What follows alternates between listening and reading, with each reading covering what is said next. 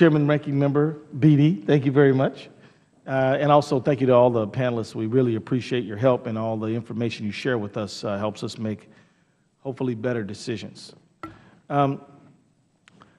Ms. Goodman, one of your fellow panelists, Ms. Lohman, offered her views on whether this change, this consolidation would be of benefit to the consumer, and she doesn't think that it will, and I respect that based on her experience and study. Do you share the same view? I actually think it will be beneficial to the consumer to the consumers at the end of the day. When they walk into when they walk in for closing, they will know exactly what those closing costs is going to be, which is assurances they don't have under the present system. I think it really does help at the end of the day improve the consumer experience, but it only helps if it's implemented properly. Thank you. So I just, in due respect to all the panelists, I just want to make sure that people who are watching this know that there are at least two sides to the story. I think that's just fair. Ms. Evans, I'd like to learn a little bit more about ALTA's membership. How many of ALTA's members are engaged in what RESPA would define as affiliated business arrangements? Thank you, sir, for that question. We don't know. That's not data that we capture.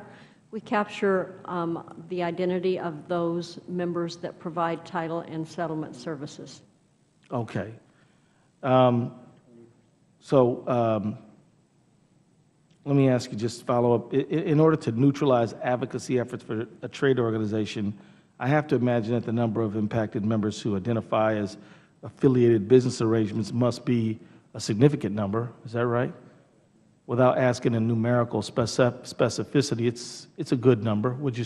I don't know. Would you say half? Would you say? What would you estimate? I really don't have actual figures on that, but I do not believe half is accurate, sir. What would you say? I would say it's far less than that. 25%? I really don't know, sir. Mr. Polligren, do you have a view on this? I saw that statistic at one time, and I know it's less than 50%. I think it's closer to 25 than 50. Ms. Lohman, did you have a thought on this? Only that TRID does require, with you have an affiliate business arrangement, that it's 100% zero tolerance. Okay. Going back to Ms.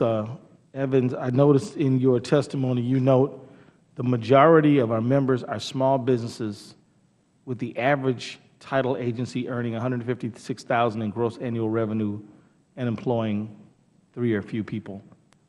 So could you tell me, is there any reason why ALTA does not keep the information about the affiliated business arrangements?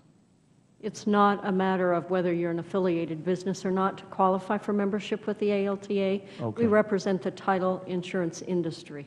Okay, and I appreciate that. I just thought, is that information you could perhaps, if you had the time, share with me later on if I were to submit a question to you? We certainly consider it. It's not anything that we even capture, so we'd have to go back and determine if that's an appropriate inquiry to make to our membership. Okay, well, thank you. I'd also like to ask you a little bit about financial benefit for referral. So under RESPA, it prohibits financial benefit for referral. Yet there are so many ways that realtors, home builders, lenders, mortgage brokers benefit from a referral.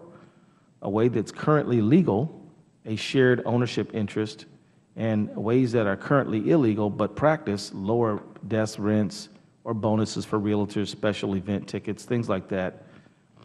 We'd be a little surprised to learn that dentists could receive a benefit from referring a client to an orthodontist, or that a lawyer could receive a financial benefit by referring to another lawyer. In fact, for both of those, doing so could get you into some difficulty, depending. So, Ms. Evans, could you share with me, why should referral sources be allowed to receive benefit or payment for the referral of settlement service businesses? Well, sir, I believe that RESPA very strictly prohibits the payment of a thing of value or the giving of a thing of value in exchange for the referral of business. And the enforcement of RESPA, we are continuing to see today, both at the CFPB level and at the national level, or excuse me, at the state level through our state regulators. So it should not be tolerated and is not permitted, in my opinion. Thank you, ma'am. And so do you think that the overall cost of a referral, as for those, am I out of time? Oh. Do you think the overall cost of a referral, as those are used in the affiliated business arrangement, business structure, is included in the cost of operating a title insurance company? RESPA clearly permits an affiliated business arrangement under certain circumstances with very set guidelines.